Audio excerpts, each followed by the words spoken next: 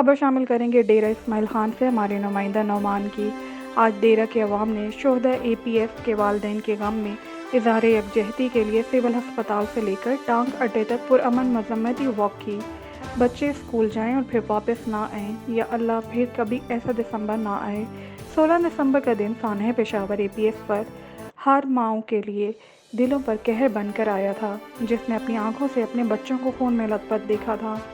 16 دسمبر 2014 army public school Peshawar پر دہشت گردوں نے دھاوا بولتے ہوئے 100 سے زائد معصوم بچوں اور اساتذہ کو بے دردی سے شہید کر دیا تھا۔